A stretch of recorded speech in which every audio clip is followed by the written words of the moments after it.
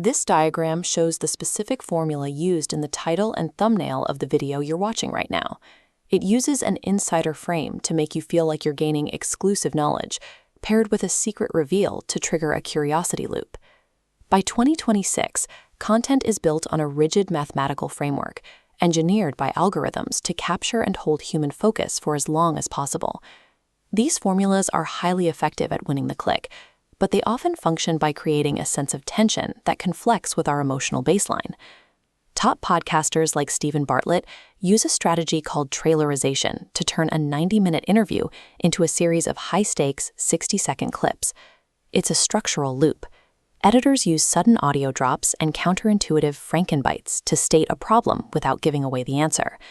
Kinetic typography highlights only the most alarming keywords to make stakes feel higher than they are. This forces an open dopamine loop. Your brain detects the missing information and generates a biological urge to close the gap by watching the full episode. When we follow these hooks, our neurochemistry is responding to a predictable, data-driven exploit. This illustrates title stacking.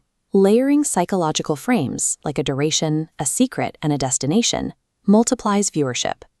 Creators then find facts with a high shock score, measuring the distance between your baseline knowledge and a counterintuitive claim to trigger maximum curiosity. The goal is to ensure an emotional transfer. If a clip can trigger a visceral reaction, like fear or awe, it is much more likely to be shared. The internet functions as a profit-driven pipeline, identifying and amplifying these moments of high shock to ensure our attention doesn't drift. Mo Gaudat, the former chief business officer of Google X, analyzes this collision from an engineering perspective.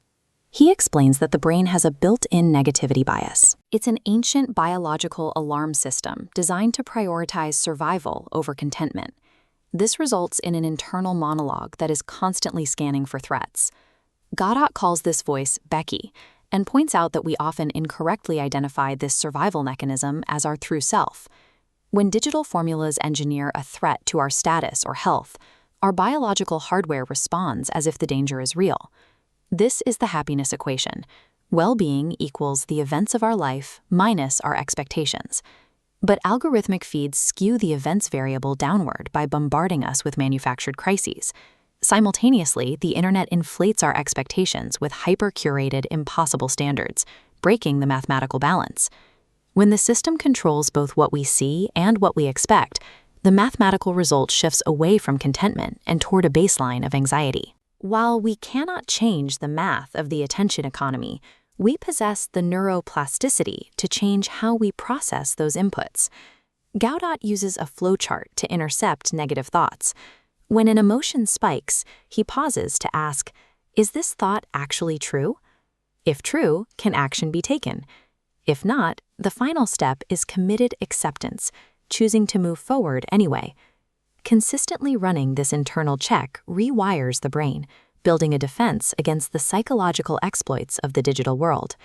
The attention economy is a mathematical equation solving for profit. Your brain is a biological equation solving for survival. You are the programmer capable of managing both. Audit your digital diet, take personal responsibility for the information you consume, and solve for the variable the algorithms ignore, your own happiness.